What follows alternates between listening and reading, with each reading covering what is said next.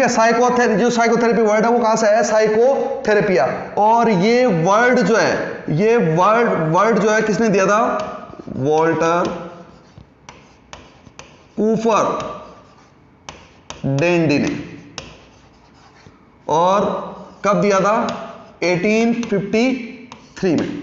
ठीक है, ये एक चीज आपको ध्यान रखनी है, हो सकता है कि आपकी हिस्ट्री से पूछ ले। ठीक है, प्रांजलि, हनुमान जी, अपेक्षा। ठीक है, वॉल्टर कूपर डेंडी ने जो है फर्स्ट टाइम टर्म इंट्रोड्यूस की थी साइकोथेरेपिया, और कब की थी? 1853 में। ठीक है, दूसरी बात अगर यहां से हम ये पूछ जाए कि एक बात तो ये होगी, दूसरी बात हमारे से ये पूछ जाए,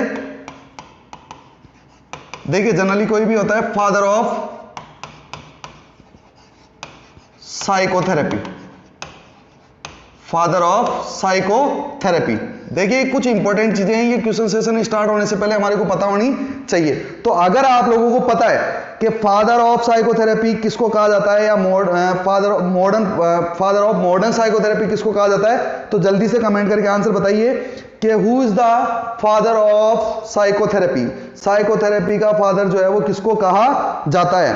ठीक है, कई बार जो है ये क्वेश्चन हो सकता है कि एग्जाम में पूछा जा सके, और इसमें जाहिर सी बात है कि बच्चे जो है वो कंफ्यूज होने के चांसेस ज्यादा हैं। तो आप जल्दी से बताइए फादर ऑफ साइकोथेरेपी, जल्दी से बताइए।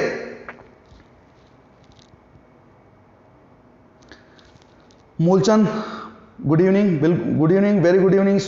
Sonu Rao good evening, very good evening Sonu. ठीक है, जल्दी से बताइए, आंसर दीजिए कि फादर ऑफ साइकोथेरेपी किसको कहा जाता है। देखिए फादर ऑफ साइकोथेरेपी जो है, मोस्ट ऑफ स्टूडेंट ये सोचते हैं कि Sigmund Freud is the father of psychotherapy. नहीं, आपको ये ध्यान रखना है कि एक नाम याद रखिए, Joseph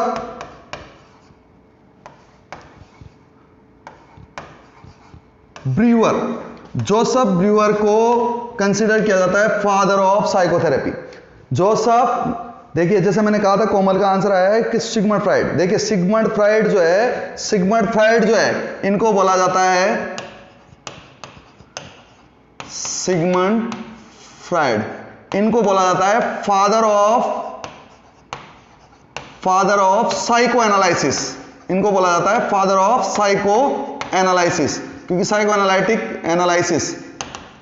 analytic theory Sigmund Freud ने दी थी। ठीक है, तो यहां पे हमारे को ये ध्यान रखना है कि फादर ऑफ कौन है? Joseph Breuer. देखिए क्या होता है कि ये जोसेफ ब्रूअर कौन थे? ये साइंटिस्ट जो थे, ये क्या थे कि हम ये बात करें कि इन्होंने मेंटर ऑफ सिगमंड फ्राइड के साथ में भी काम किया है। देखिए जनरली हम बात करें कि अगर जो साइकोथेरेपी है, ये एक बहुत ही वास्ट जो है वो है टॉपिक है। यहाँ पे ये नहीं है कि किसी एक पर्टिकुलर इंसान का कोई पर्टिकुलर योगदान। अब जैसे सिगमंड फ्राइड थे, इनको फादर ऑफ साइको एनालिसिस कहा गया क्योंकि उन्होंने साइको एनालिटिक थ्योरी दी थी। ठीक है, इसी प्रकार कई और भी लोग थे जिन्होंने जो है साइकोथेरेपी से रिलेटेड जो फील्ड में उन्होंने काम किया, पर जो मेन काम किया, कंसिडर किया गया जोसेफ ब्रूअर को फादर ऑफ साइकोथेरेपी या फादर ऑफ मॉडर्न साइकोथेरेपी जो है वो माना गया है। ठीक है, और ये क्या थे? Mentor of Sigmund Freud. इन्होंने सिगमंड फ्राइड के साथ में काम किया, और किसने? जोसेफ ब्रूअर और सिगमंड फ्राइड ने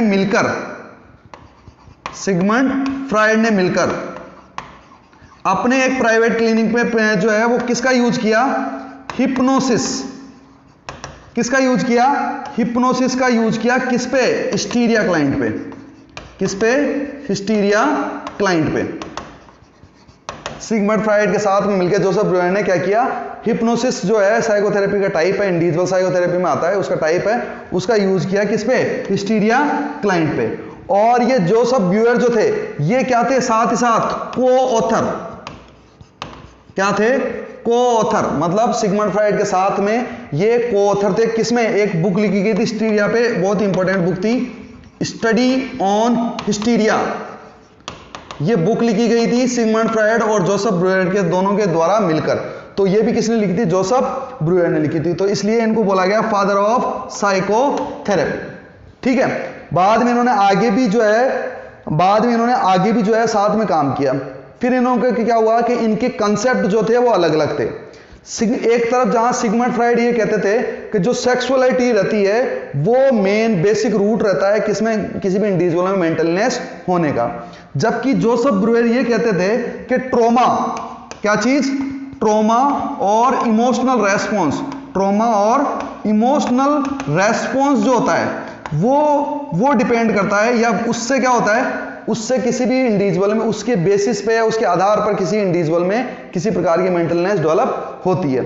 अब दोनों के कंसेप्ट अलग अलग थे। आगे चल के साइंटिस्ट ने जो जोसेफ ब्यूअर का जो उन्होंने कंसेप्ट दिया था भाई ट्रॉमा और इमोशनल रेस्पॉन्स, इसको थोड़ा ज्यादा वैलिड बताया कंपेयर टू सिगमंड फ्रॉइड के जो सेक्सुअलिटी का कंसेप्ट था उससे। ठीक है, तो इनको माना गया फादर ऑफ साइकोथेरेपी। बताइए क्लियर है सबके क्लियर है? ये एक हिस्ट्री हो गई, जो हमारे को कोई भी चीज अगर हम पढ़ रहे हैं तो उसके बारे में थोड़ा सा पता होना चाहिए। आगे बात समझ में, यहां पे आपको काम की चीजें कुछ है कि जैसे जोसेफ ब्यूअर के बारे में हमने बात की, ये स्टडी ऑन हिस्टीरिया में एक ऑथर थे, ठीक है, इन्होंने साथ में काम किया था, हिप्नोसिस का यूज किया था किस पे, हिस्टीरिया पेशेंट पे, और सिगमंड फ्रॉइड को फादर ऑफ साइको एनालिसिस कहा जाता है। ठीक है, आगे बात समझ में। यहां